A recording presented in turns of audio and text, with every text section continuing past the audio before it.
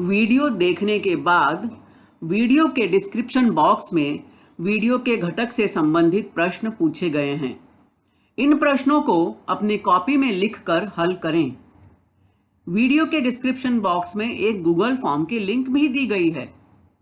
Link खोलकर इस form को जरूर भरें।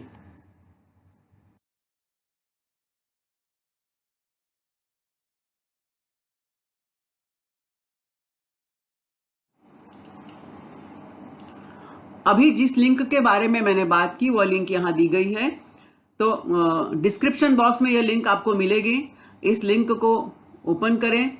लिंक के ऊपर इस तरह से आपको सूचना भी मिलेगी। अपना अभिप्राय नीचे दी गई लिंक में अवश्य व्यक्त करें। तो इस लिंक को जरूर खोलें। इसमें जो भी प्रश्न पूछे गए हैं उनके उत्तर आपको देने हैं। बहुत ही सरल और सामान्य प्रश्न है, इसलिए आप सभी से विनम्र निवेदन है कि इस लिंक को जरूर जरूर खोलें और इसे भरें।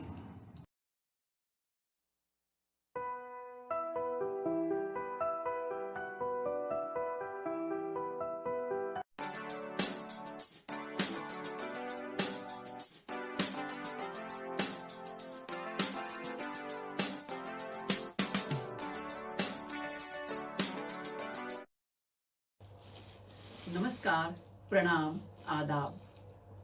कोविड-19 के प्रादुर्भाव की वजह से आज विद्यार्थी शाला में प्रत्यक्ष अध्ययन अनुभव लेने से वंचित हैं। बृहन्मुंबई महानगर पालिका शिक्षण विभाग ने एक सराहनीय कदम उठाया, जिससे हमारा कोई भी विद्यार्थी शिक्षा से वंचित न रहे। और इस श्रृंखला के अंतर्गत हम अपने विषय के रोचक घटक लेकर, रोचक वीडियोस लेकर आपके सामने उपस्थित रहेंगे। और इसी के अंतर्गत मैं श्रीमती पूर्णिमा पांडे आप सभी को वर्चुअल स्टूडियो क्लास में आमंत्रित करती हूं, अपने एक नए विषय के साथ, नए घटक के साथ। तो चलें अपने विषय के संग।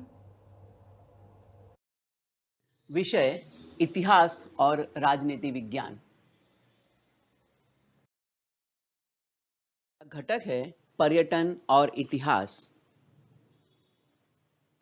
पर्यटन शब्द जब हमारे कानों में गूंजता है तो हमें बहुत सारी सुंदर, रोचक, मनोरंजक ऐसी बातें हमारे जहन में घूमने लगती हैं और हमें लगता है कि हमें कहीं पर अब घूमना चाहिए।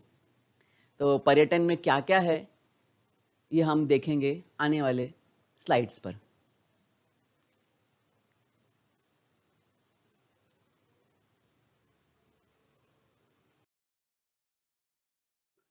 इस पाठ को पढ़ने के बाद हमारे विद्यार्थी क्या क्या समझ सकेंगे। तो पहला तो सबसे महत्वपूर्ण मुद्दा कि पर्यटन क्षेत्र में इतिहास उपयोगी होता है, इस बात की जानकारी होगी। क्योंकि पर्यटन और इतिहास सुनने में दो अलग अलग मुद्दे लगते हैं। इतिहास एक विषय है ना, अभी तक यही मन में एक बात रहती कि इतिहास मतलब एक विषय है, हमें पढ़ना है, और पर्यटन मतलब अरे वाह, धमाल मस्ती, घूमना। तो इन दोनों का क्या संबंध हो सकता है, इसके बारे में हमें जानकारी मिलेगी। हमारे देश में यानी भारत देश में उपलब्ध पर्यटन क्षेत्र के अवसरों को स्पष्ट करना। पर्यटन के कारण बहुत सारे लोगों के लिए रोजगार के अवसर उपलब्ध हो सकते हैं, इसकी जानकारी होना। और इतिहास और पर्यटन के बीच में आखिर संबंध क्या है, इनका सह संबंध क्या है, यह समझना। 8 पर्यटन और इतिहास भाग 3। इस पाठ में हम जानेंगे जिन मुद्दों के बारे में, वे निम्नलिखित हैं। पर्यटन का विकास, ऐतिहासिक स्थानों का संरक्षण और संवर्धन, पर्यटन और आतिथ्य क्षेत्र में व्यवसाय के अवसर, और महाराष्ट्र में पर्यटन। कितने सुंदर चित्र हैं आपके सामने।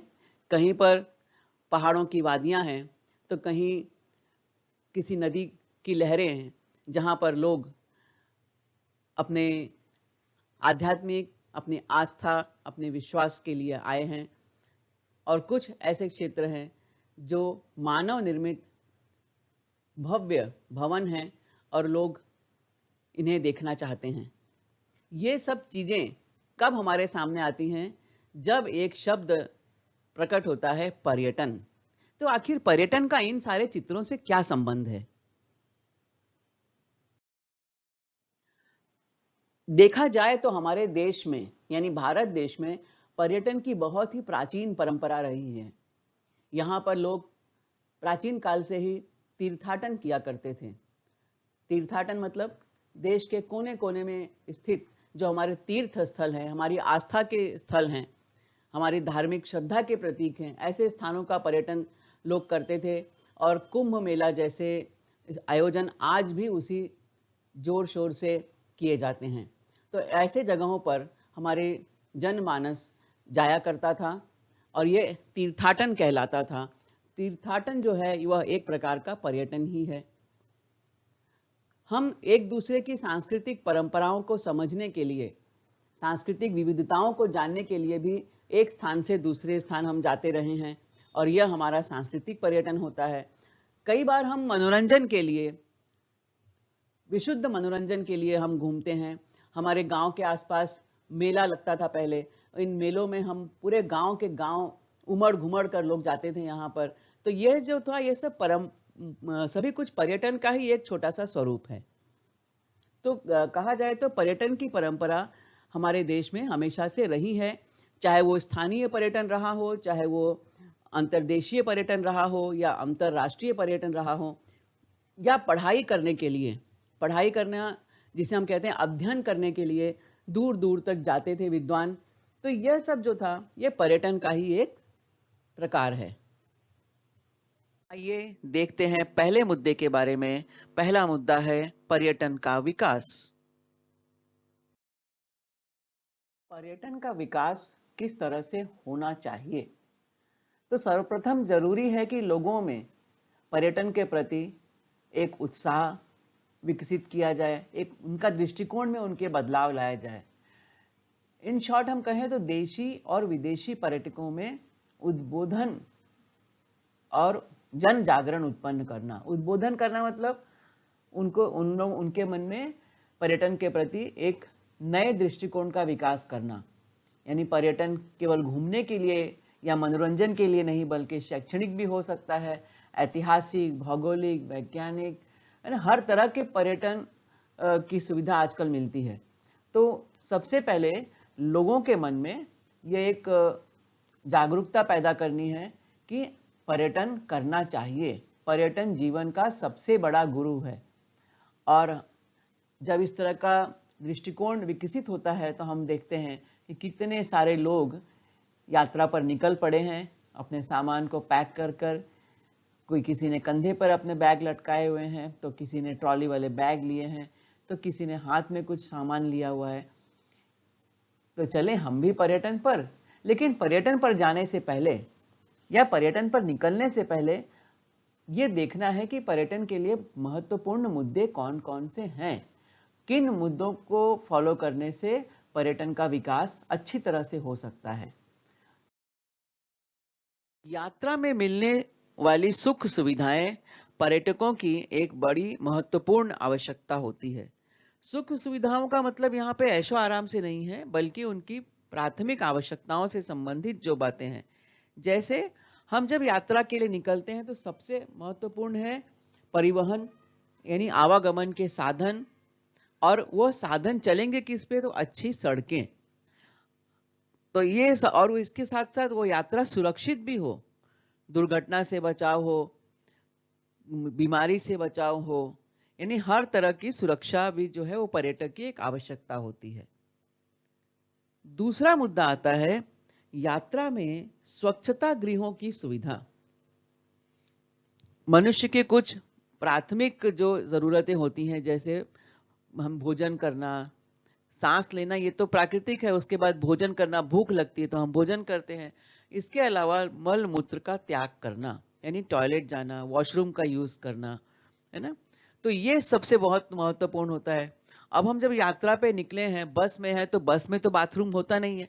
जब हम ट्रेन में यात्रा करते हैं तो भाई ट्रेन में तो चलो बाथरूम मिल जाता है, लेकिन हम बस में हैं, टैक्सी में हैं, कार में हैं, मिनी बस में हैं, तो इस तरह से यदि हम यात्रा में हैं तो हमें टॉयलेट की सुविधा कहाँ मिलेगी, वॉशरूम की सुविधा कहाँ मिलेगी? तो हम रास्ते में जगह जगह पे पड़ाव रहते हैं, हॉल्ट रहते हैं, तो वहां पर वॉशरूम की सुविधा होनी चाहिए, स्त्रियों के लिए भी और पुरुषों के लिए भी। क्योंकि हम कई बार देखते हैं, अभी आज के समय में तो हर जगह ये स्वच्छता गृहों की सुलभ शौचालय की सुविधा मिल गई है, लेकिन पहले ऐसी सुविधा कम मिलती थी। तो हम कई बार देखते थे कि पुरुष वर्ग जो था तो वो तो रास्तों पर भी ये अपनी इन प्राकृतिक क्रियाओं से निपटारा कर लेते थे, लेकिन महिलाओं के लिए बहुत ही एक असमंजस वाली स्थिति होती थी, तकलीफ वाली स्थिति होती थी। तो ये एक समस्या आती थी। लेकिन अब स्वच्छ भारत अभियान के अंतर्गत और इसके अलावा पर्यटन को बढ़ावा देने के अंतर्गत जगह जगह पे स्वच्छता गृह बनाए गए हैं। और आजकल तो हाईवेज वगैरह पर भी आपको ई टॉयलेट्स भी मिल जाते हैं। तो जितने स्वच्छता गृहों की जो उपलब्धता जितनी अच्छी होगी, उतने यात्री जो है वो निश्चिंत होकर सफर कर सकते हैं।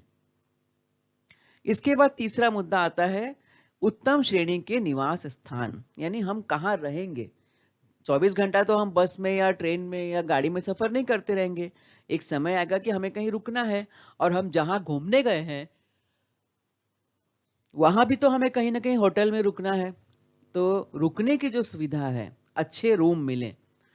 जरूरी नहीं है कि हर जगह 5 स्टार और 7 स्टार होटल हो, मध्यम श्रेणी के भी निवास स्थान हो जहां पर बेसिक सुख सुविधा हो, अच्छे कमरे हो, साफ सुथरे बिस्तर हो, साफ सुथरे बाथरूम हो, खाना ढंग से मिल सके।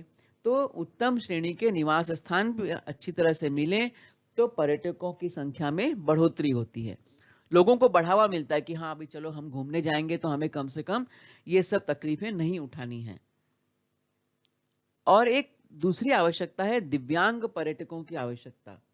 फिजिकली चैलेंज्ड लोग, हमारे आसपास ऐसे बहुत सारे लोग होते हैं जो किसी न किसी रूप में शारीरिक रूप से कुछ काम करने में अक्षम होते हैं।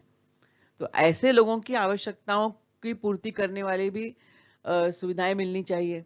जैसे रैंप की सुविधा, यदि वो हमारे दिव्यांग पर्यटक जो है, दिव्यांग भाई बहन जो है, यदि वो व्हील चेयर पर है तो व्हील चेयर चल, यदि कहीं होटल में चलना है तो रैंप की सुविधा हो। आजकल आपने अपने स्कूलों में भी देखा होगा कि आपके स्कूल्स में भी रैंप बनाए गए रहते हैं, ताकि दिव्यांग जो बच्चे हैं वो आसानी से आ जा सकें। तो उनके लिए टॉयलेट्स में अलग तरह की सुविधाओं की आवश्यकता होती है, बस में या ट्रेन में अलग ढंग से बैठने के लिए, उनको चढ़ने उतरने के लिए सुविधा की जरूरत होती है।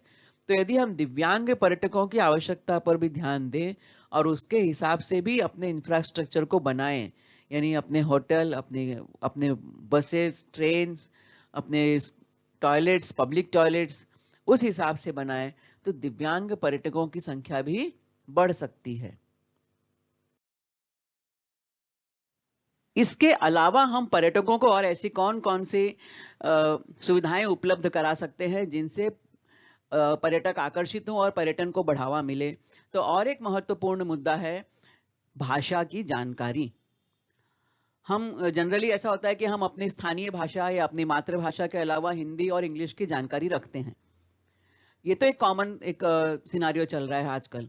इसके अलावा यदि हम किसी अन्य भाषा की जानकारी रखते हैं, किसी विदेशी भाषा की जानकारी या भारत के किसी अन्य राज्य में बोली जाने वाली भाषा की जानकारी, तो वह बहुत ही महत्वपूर्ण होता है, बहुत ही इंपॉर्टेंट भूमिका वो निभाते हैं ये जानकारी। यदि कोई पर्यटक मान लीजिए उड़ीसा राज्य से आया महाराष्ट्र में, तो यहाँ तो हम हिंदी, मराठी, इंग्लिश इस तरह की जानकारी कॉमन है। लेकिन यदि मान लीजिए किसी होटल में उसे कोई ऐसा व्यक्ति मिलता है, कोई ऐसा मैनेजर मिलता है या ड्राइवर, इस तरह से कोई गाड़ी का ड्राइवर मिलता है जिसे उड़िया भाषा की जानकारी हो, तो वो जो उड़ीसा से आने वाला पर्यटक है वो कितना सहज महसूस करेगा और उसे कितनी खुशी होगी, अरे वाह यहाँ पे कोई मेरी भाषा को जानने वाला भी है, तो मैं अपनी बात आसानी से रख सकता हूँ। क्योंकि जरूरी नहीं है कि उड़िया में रहने वाले को अच्छी इंग्लिश आती हो या बहुत अच्छी हिंदी आती हो या मराठी, तो आने के हम सोच नहीं सकते। तो यदि इस तरह से हम अन्य भाषाओं की जानकारी रखें, इसी तरह विदेशी भाषाओं की जानकारी, चाहे वो फ्रेंच भाषा हो, जर्मन भाषा हो, जापानीज हो, चाइनीज हो, या अन्य अरेबिक भाषा हो, पर्शियन लैंग्वेज हो, यानी बहुत सारी भाषाएं हैं जिन्हें हम यदि जानते हैं। सब भाषाओं को जानना मुश्किल होता है, लेकिन कुछ भाषाओं को तो हम थोड़ा बहुत जान ही सकते हैं। और भाषा को जानना और भाषा को बोलने का मतलब वहां का जो साहित्य है उस पर कमांड रखने की अपेक्षा नहीं होती है। अपेक्षा कैसी होती है कि हम अपने पर्यटक से, अपने टूरिस्ट से बोलचाल की भाषा में, दैनिक आवश्यकताओं की भाषा में उस बात कर सकें, उसकी दैनिक आवश्यकताएं कौन सी हैं उसको हम बता सकें, उससे पूछ सकें। तो एक सहज कम्युनिकेशन जो वार्तालाप की भाषा होती है वो अपेक्षित होती है। तो यदि हमें अनेक भाषाओं की जानकारी होती है, हमें यानी उस टूरिस्ट इंडस्ट्री में काम करने वाले को, होटल के मैनेजर को, होटल में वेटर को, या वहाँ गाड़ी चलाने वाले ड्राइवर को, या वहाँ पे गाइड के रूप में काम करने वाले लोगों को, इस तरह के रूप में जो लोग काम करते हैं, यदि उन्हें अनेक भाषाओं की जानकारी होती है तो पर्यटकों को भी बहुत सहजता महसूस होती है और इंडस्ट्री का काम तो अच्छे से चलता ही है। उसी तरह विश्व स्तर की महत्वपूर्ण भाषाओं में जानकारी पुस्तिकाएं उपलब्ध कराना। जैसे यदि भारत में कोई विदेशी पर्यटक आ रहे हैं तो उनसे हम अपेक्षा करें कि वो हिंदी में हमारी पुस्तक पढ़ लेंगे, या मराठी में लिखी पुस्तक पढ़ लेंगे, या तमिल में लिखी पुस्तक वो पढ़ सकता है।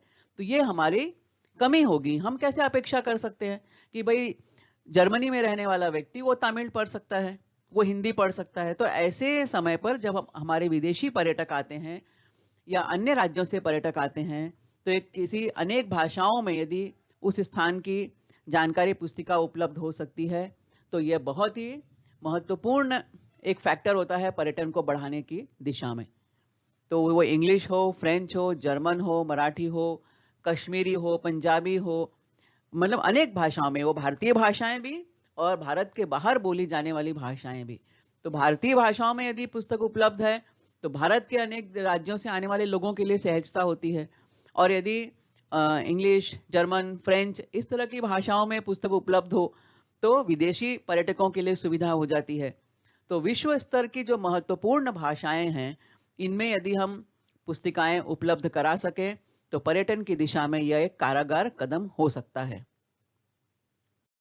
मार्गदर्शिकाएं और मानचित्र यानी ट्रैवल गाइड और एटलस, नक्शा। मानचित्र मतलब नक्शा। तो जब हम कहीं जाते हैं घूमने के लिए और हमें उस स्थान की जानकारी वहां के मानचित्र के द्वारा यदि उपलब्ध हो जाती है तो हमें न केवल वो स्थान जहां हम गए हैं बल्कि उसके आसपास और कौन कौन से स्थान है उसकी भी जानकारी मिल जाती है। और उस स्थान के बारे में तो सारी जानकारी कि वहां पे हम कैसे ट्रैवलिंग कर सकते हैं, कहाँ रास्ता है, कहाँ बड़ा रास्ता है, कहाँ गली है, कहाँ पगडंडी है, कहाँ शहर है, कहाँ हॉस्पिटल है, कहाँ मंदिर है, इस तरह की जानकारी हमें मिल जाती है। तो यदि मानचित्र और ट्रैवल गाइड सब जगह उपलब्ध हो तो पर्यटकों को बहुत आसानी हो जाती है। अन्यथा कई बार होता है कि हम रास्ता भटक जाते हैं या हम वहां पहुंचते हैं, हमें 2 ही जगह मालूम है घूमने की और हो सकता है वहां और भी 4-5 जगहें हो आसपास पर्यटन की दृष्टि से। तो ऐसी सब जानकारी हमें वो मानचित्र में और ट्रैवल गाइड में मिल जाती है। तो ये सुविधाएं यदि उपलब्ध हो तो पर्यटन के लिए बहुत ही उपयोगी सिद्ध हो सकते हैं। ऐतिहासिक स्थानों का संरक्षण और संवर्धन, ये बहुत ही महत्वपूर्ण है, बहुत जरूरी है, क्योंकि ऐतिहासिक स्थान जो हैं इनका संरक्षण करना है। देखिए बच्चों, 2 शब्द आ रहा है, संरक्षण और संवर्धन। संरक्षण करना मतलब जो ऑलरेडी है उसको बिगाड़ना नहीं है, उसको संभालना है, जो हमें मिला है विरासत में। और संवर्धन यानी वो उसको इस तरह से संजो कर रखना है कि आगे आने वाली पीढ़ियों के लिए भी वो विरासत उपलब्ध हो। जैसे आज हम 400 साल पहले पुराना ताजमहल हम देखते हैं, आज हम 600 साल पुराना कुतुब मीनार हम देखते हैं, आज हम 1000 साल 1200 साल पहले बना हुआ सूर्य मंदिर हम देखते हैं, आज हम्पी के मंदिर हम देखते हैं, कोणार्क का टेम्पल हम देखते हैं, खजुराहो के मंदिर हम देखते हैं, दिलवाड़ा का जैन टेम्पल, जैन मंदिर हम देखते हैं। यानी ये सारी चीजें जो आज तो नहीं बनी हुई हैं, ये 1000-1500 साल पहले बनी हुई है ना।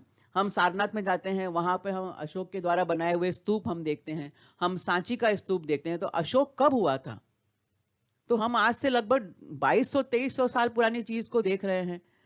तो ये सारी चीजें हमारी आने वाली पीढ़ी भी देख सके, उसे भी पता चले कि भाई हमारी विरासत कितनी समृद्ध है, हम कितने बड़े देश में पैदा हुए हैं। तो ये सब चीजों के लिए संरक्षण और संवर्धन दोनों जरूरी है। ऐतिहासिक स्थानों का संरक्षण और संवर्धन करना एक बहुत बड़ी चुनौती है। हम बहुत ही भाग्यशाली हैं, हम एक ऐसे देश में रहते हैं जहां हमें प्राचीन, मध्ययुगीन और आधुनिक ऐतिहासिक स्थानों की विरासत प्राप्त है। हमें प्राकृतिक संपन्नता की विरासत भी प्राप्त है। हम यदि देखते हैं तो हमारे पास कश्मीर जैसे स्वर्ग है, हमारे पास हिमालय की श्रेणियों, पर्वत श्रेणियों में बसे हुए अनेक बहुत बड़े सुंदर सुंदर स्थान हैं। ऐसे अनेक जगह हैं। यदि हम भारत का ही पर्यटन करने के लिए सोचें तो भारत में इतनी जगहें हैं कि हमारी उम्र कम पड़ जाएगी और पर्यटन के स्थान कम नहीं पड़ेंगे। तो चाहे वो प्राकृतिक विरासत हो, चाहे वो आधुनिक ऐतिहासिक हो, चाहे मध्ययुगीन ऐतिहासिक हो या प्राचीन ऐतिहासिक हो, हमारे पास भीमबेटका की गुफाएं हैं। भीमबेटका की गुफाएं जहां पर आदि मानव, जब मानव सभ्यता का विकास हो रहा था, अश्मयुगीन मानव जब कैसे रहता था, यानी आज से लाखों साल पहले की हमारे पास वो ऐतिहासिक विरासत है। वहां आज भी देश विदेश से वहां पे शोधकर्ता वहां पर आते हैं, रिसर्च करते हैं। तो ऐसी एक विरासत हमारे पास है। हमारे पास मोहनजोदड़ो की खुदाई से प्राप्त अनेक विरासत है। धौलावीरा जैसा बंदरगाह प्राचीन काल का, अति प्राचीन काल का, प्राचीन काल मतलब एंशियंट टाइम का, वो हमारे पास उपलब्ध है। आधुनिक विरासत और मध्ययुगीन में तो हम देख, उससे तो हमारा इतिहास भरा पड़ा है, मध्ययुगीन विरासत से और आधुनिक विरासत से। चाहे वो हम दिल्ली के मशहूर लाल किले को देखें, चाहे हम इसको ताजमहल देखें, चाहे हम आगरे का किला देखें।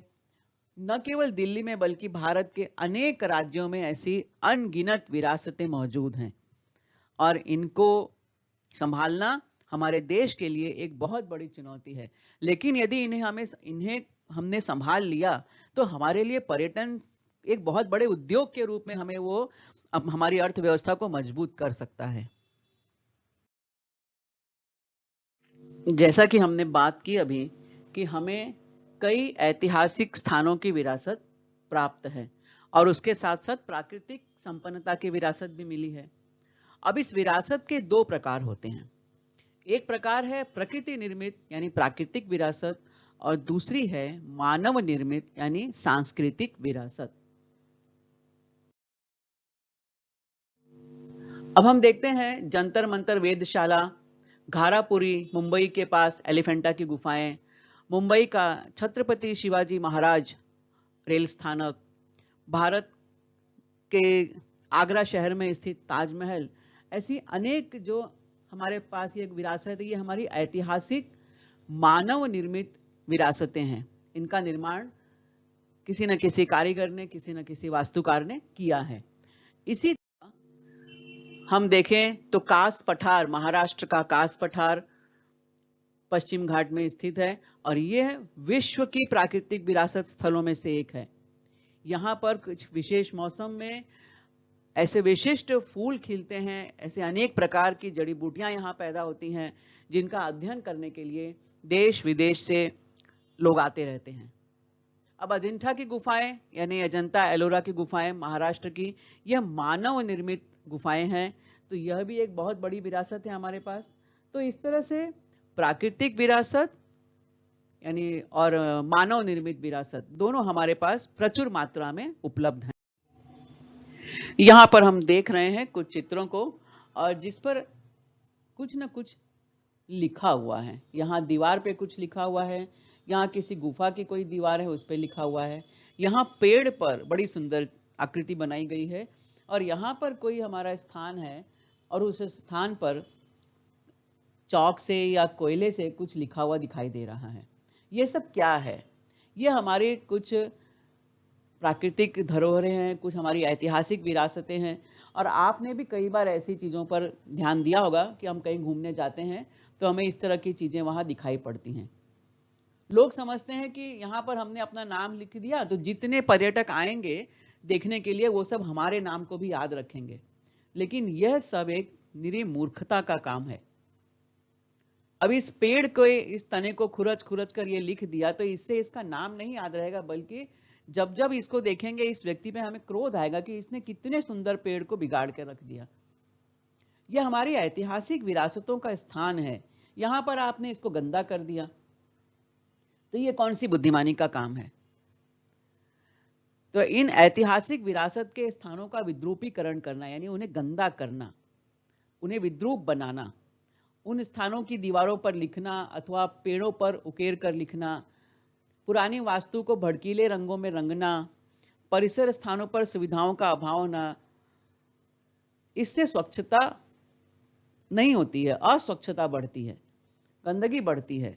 तो ऐसी बातों को टालना चाहिए और तभी इन ऐतिहासिक स्थानों का संरक्षण हम अच्छे ढंग से कर सकते हैं।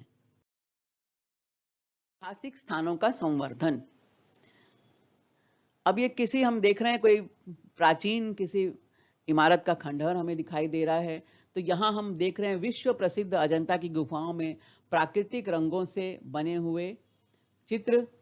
अब ये जो चित्र है ये समय के साथ धूमिल पड़ते जा रहे हैं, कहीं ना कहीं कुछ इनको मेंटेन करना पड़ता है। हम लोग कहते हैं ना, घर में हमको हम छोटा सा सामान भी खरीदते हैं तो हमें उसको साफ सफाई के द्वारा मेंटेन करना पड़ता है।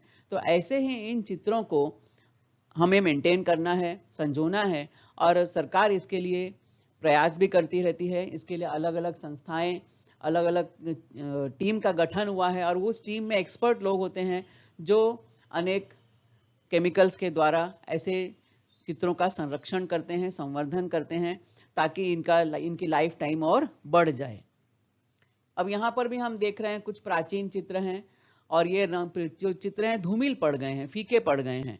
तो ऐसे चित्रों का और ऐसे मूर्तियों का संवर्धन किया जाता है।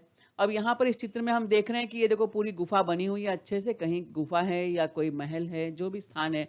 अब यहाँ का ये खंबा एक टूट गया है, ये देखो यहाँ पर भी ये खंबा हमें टूटा हुआ दिखाई दे रहा है। कई बार तो ये खंबे प्राकृतिक आपदाओं के चलते टूट जाते हैं, कई बार कुछ आक्रांता या आक्रमणकारियों के द्वारा इनको तोड़फोड़ की जाती है। तो अब इनको यदि हम सहारा इस खंबे को ना दिया जाए तो धीरे धीरे क्या होगा, और सालों में ये भवन की जो नींव है, जो इसका आधार है, ये कमजोर होने लगेगा। तो इनको थोड़ा सा सपोर्ट करके यदि इसको संभाल दिया तो ये जो ऐतिहासिक विरासत का स्थान है हमारी, ये और लंबे समय तक बना रहेगा। अब ये देख रहे हैं हम, ये भी किसी प्राचीन गुफा में बना हुआ चित्र है। अब देख रहे हो यहाँ पे अब चित्र जो है कहीं कहीं इसके रंग जो है उखड़ रहे हैं, और ये हमें कहीं कहीं फीका दिखाई दे रहा है। तो इसको संभालना है, इसका संवर्धन करना है, और इसके जो हमारे हेरिटेज डिपार्टमेंट होता है, जो विश्व विरासत को देखते हैं, अपने देश की विरासतों को देखते हैं, ऐसे जो टीम है, जो संस्था है, वो इनको संभालती है, इनका संरक्षण करती हैं, इनका संवर्धन करती है। इन पर अलग अलग प्रकार के रासायनिक लेप लगाए जाते हैं, और अनेक अन्य प्रक्रियाओं के द्वारा इन्हें संभाला जाता है। तो इस तरह से हम अपने ऐतिहासिक स्थानों का संवर्धन कर सकते हैं, और करते भी हैं। अब इसके बाद सबसे महत्वपूर्ण क्षेत्र है पर्यटन और आतिथ्य क्षेत्र में व्यवसाय के अवसर। क्योंकि हम कोई भी काम हम जब करते हैं, जब कोई, तो उसमें हम रोजगार की बात भी हमारे साथ जुड़ी रहती है। तो पर्यटन के कारण तो अनगिनत लोगों के लिए रोजगार उपलब्ध होता है। कैसे, वो हम देखते हैं। सबसे पहले यदि विदेशी पर्यटकों की हम बात करें, तो विदेशी पर्यटकों द्वारा देश को इनकम होती है, फॉरेन करेंसी मिलती है, विदेशी मुद्रा का अर्जन होता है।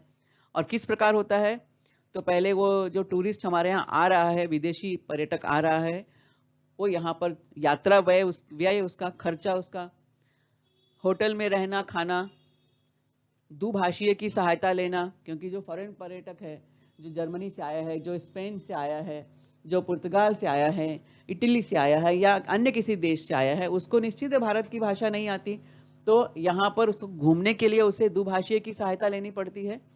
तो ये जो दुभाषिया काम करता है उसको रोजगार मिलता है।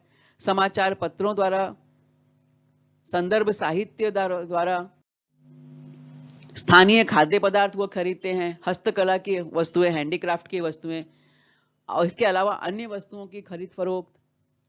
कुछ जो लोग यहाँ पर आते हैं वो अपने यादों के लिए, कुछ अपने समेट कर रखने के लिए यहाँ की स्थानीय वस्तुएं खरीदते हैं कि अरे हम भारत में गए थे तो यहाँ की कौन सी चीज फेमस है, उसको ले चलो। लोगों को उपहार देने के लिए हम सामान खरीदते हैं। तो इस तरह से कुटीर उद्योग, हस्त उद्योग, इन सबको बढ़ावा मिलता है। अब हम देखते हैं महाराष्ट्र में पर्यटन का विकास। महाराष्ट्र सरकार ने पर्यटन को बहुत ही एक अहम केंद्र बनाकर रखा है अपने अर्थव्यवस्था के लिए। और महाराष्ट्र में अनेक पर्यटक स्थल हैं। पंढरपुर, शिर्डी, शेगांव, तुळजापुर, कोल्हापुर, नाशिक, पैठण, त्र्यंबकेश्वर, देहू, आळंदी, जेजुरी, बाप रे कितने नाम गिनाऊं मैं। ये सारे हमारे धार्मिक पर्यटन स्थल हैं। इस हाजी मलंग, नांदेड़ का गुरुद्वारा, मुंबई का माउंट मेरी चर्च, यानी महाराष्ट्र में आपको सर्वधर्म संभाव के झलक दिखलाते हुए ये सारे हमारे विरासत स्थल जो हैं, पर्यटन स्थल हैं। इसके अलावा यदि हम प्राकृतिक पर्यटन स्थलों की बात करें तो महाबलेश्वर, पंचगनी, खंडाला, लोनावला, माथेरान, चिखलदरा ये ठंडी हवा के स्थान हैं। यदि हम भौगोलिक पर्यटन की बात करें तो अनेक बांध परियोजनाएं हमारे राज्य में चलती हैं। कोयना नगर, जायकवाड़ी बांध परियोजना, भाटघर बांध परियोजना, चांदोली बांध परियोजना, सागरेश्वर, ताडोबा अभयारण्य, ये सब महाराष्ट्र के अनेक महत्वपूर्ण स्थल हैं। हम यहाँ देख रहे हैं जायकवाड़ी औरंगाबाद के पास, चिखलदरा विदर्भ प्रदेश में, भाटघर बांध और ताडोबा ताडोबा अभयारण्य। तो इस तरह से अनेक पर्यटन स्थल हम देख रहे हैं। धार्मिक पर्यटन स्थल के रूप में देखें तो शेगांव, मुंबई का माउंट मेरी चर्च, आळंदी पुणे के पास, गुरुद्वारा हुजूर साहिब नांदेड़, ये ऐसे अनेक धार्मिक हमारे सद्भावना दर्शाते हुए हमारे पर्यटन स्थल। तो महाराष्ट्र ने इस बात की तरफ ध्यान दिया और 1975 ईस्वी में महाराष्ट्र पर्यटन विकास महामंडल निगम की स्थापना की गई, जिसे हम कहते हैं MTDC, Maharashtra tourism development corporation. और महाराष्ट्र डेवलपमेंट कॉरपोरेशन ने पूरे महाराष्ट्र में अनेक अपने सेंटर बनाए हैं, अनेक जगहों का उन्होंने फोकस किया है और यहाँ पर लोग घूमने जाते हैं। पूरे महाराष्ट्र में 47 स्थान पर पर्यटकों के निवास की सुविधा की गई है। इनमें 4000 से अधिक पर्यटकों के रहने की व्यवस्था है और इसी के साथ साथ वहां पर न केवल रहना बल्कि खाना पीना सभी चीज की सुविधा आपको मिलती है। और कई ऐसे MTDC के कई ऐसे पर्यटक निवास पर मैं गई हूँ। यहाँ पर हम जो चित्र देख रहे हैं ये है रत्नागिरी जिले में गणपतिपुले के पास स्थित एक पर्यटक निवास है MTDC का। इसी तरह माथेरान में बना हुआ बहुत ही सुंदर निवास है। भंडारदरा में MTDC के बहुत अच्छे स्थल हैं, निवास स्थान बने हुए हैं। और ये मैं सब इसलिए कह रहे हैं कि ये सब मैंने व्यक्तिगत रूप से देखे हुए हैं। औरंगाबाद में जो MTDC का बना हुआ है क्षेत्र बहुत सुंदर है वो कैंपस। इसके अलावा महाराष्ट्र में एक बहुत ही अनोखा प्रयोग हुआ है, बहुत ही सुंदर प्रयोग हुआ है। न केवल महाराष्ट्र में बल्कि हम कह सकते हैं पूरे भारत में प्रथम अनूठा एक है हमारे यहाँ पुस्तकांचं गांव, पुस्तकों का गांव। महाबलेश्वर के निकट भिलार एक जगह है, यहाँ गांव है। यह गांव प्राकृतिक सुंदरता से सराबोर है। यहाँ पर स्ट्रॉबेरी बहुत अधिक मात्रा में इसका उत्पादन होता है। और इस गांव की खासियत क्या है? अभी स्ट्रॉबेरी तो बहुत जगह होता होगा, लेकिन इस गांव की खासियत क्या है? आम्ही याला पुस्तकांचं गाव का म्हणतो? कारण यहाँ पर हर घर में एक लाइब्रेरी बनी हुई है और पर्यटकों के लिए पुस्तकें उपलब्ध कराई गई हैं। वाचन आंदोलन का प्रचार हो। आज इस ऑनलाइन के दौर में लोगों की पढ़ने की तरफ रुचि कम हो गई है, पुस्तक पढ़ने के प्रति तो रुचि और कम हो गई है। तो पुस्तकें पढ़ी जाएं, उसका प्रचार हो। इसलिए मराठी भाषा के नए पुराने लेखकों की, मराठी भाषा के संत साहित्य की, मराठी भाषा के कहानी, उपन्यास, कविताएं, ललित साहित्य, नारी साहित्य, बाल साहित्य, ऐसे अनेक विधाओं में यहाँ पर आपको पुस्तकें उपलब्ध हैं और यहाँ पर हम वाचन का आनंद ले सकते हैं। और इसके लिए आपको कोई फीस नहीं देनी पड़ती है कि आपको पुस्तक पढ़नी है तो कुछ पैसा भरना है उसके लिए। तो यदि आप कभी महाबलेश्वर घूमने जाएं तो यहाँ भिलार गांव में अवश्य जाएं। पुस्तकांचं गांव, पुस्तकों के गांव को जरूर देखें, वहां से कुछ पुस्तकें पढ़ें, वहां उसका शब्द आजकल प्रचलन में है हेरिटेज वॉक, यानी विरासत की घुमक्कड़ी। अब हम सोचेंगे कि विरासत की घुमक्कड़ी क्या है? तो ये है ऐतिहासिक विरासत स्थानों की सैर करने को हम कहते हैं हेरिटेज वॉक। जहां इतिहास घटित हुआ है वहां प्रत्यक्ष जाकर इतिहास को महसूस करना, इतिहास को समझना, यह जो कंसेप्ट है, ये जो बोध है, ये हेरिटेज वॉक में आता है। और इस तरह के संपूर्ण उपक्रम पूरे विश्व में चलाए जा रहे हैं। भारत में तो बहुत शताब्दियों का क्या, उससे प्राचीन इतिहास भी हमारे यहाँ उपलब्ध है। प्रत्येक राज्य में भारत के ऐतिहासिक स्थल हैं, और इसमें प्राचीन ऐतिहासिक स्थल हैं, मध्ययुगीन ऐतिहासिक स्थल हैं, आधुनिक स्थल हैं। और ऐसे तो मैंने कहा ना, पहले भी मैंने कहा कि भारत को यदि हम एक पर्यटन के लिए केंद्र मानकर चलें, तो पूरी दुनिया में सबसे अधिक पर्यटन स्थल भारत में आपको मिलेंगे। और यदि भारत पर्यटन को एक प्रमुख उद्योग के रूप में विकसित करे, तो हमारे देश की अर्थव्यवस्था बहुत मजबूत हो सकती है, रोजगार की समस्या हल हो सकती है। तो महाराष्ट्र में ऐसे मुंबई और पुणे में इस तरह के हेरिटेज वॉक का उपक्रम चलाया जाता है। गुजरात के अहमदाबाद शहर का हेरिटेज वॉक तो पूरे भारत में प्रसिद्ध है। तो इस तरह से ये जो नए नए उपक्रम पर्यटन के क्षेत्र में हो रहे हैं, निश्चित इससे पर्यटन को बढ़ावा मिलता है।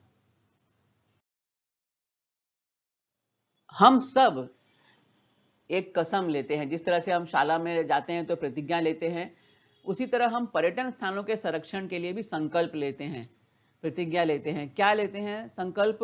कि मैं पर्यटन स्थानों पर स्वच्छता बनाए रखूंगा, कूड़ा करकट कहीं नहीं फेंकूंगा।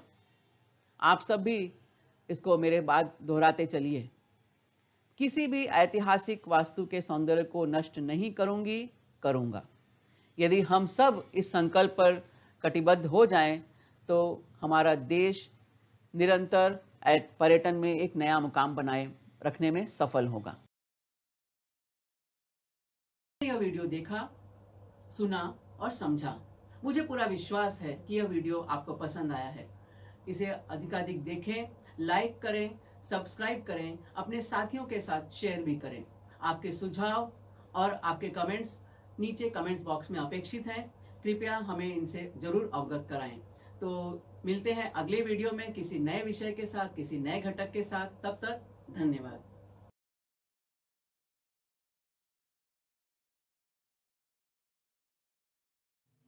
धन्यवाद।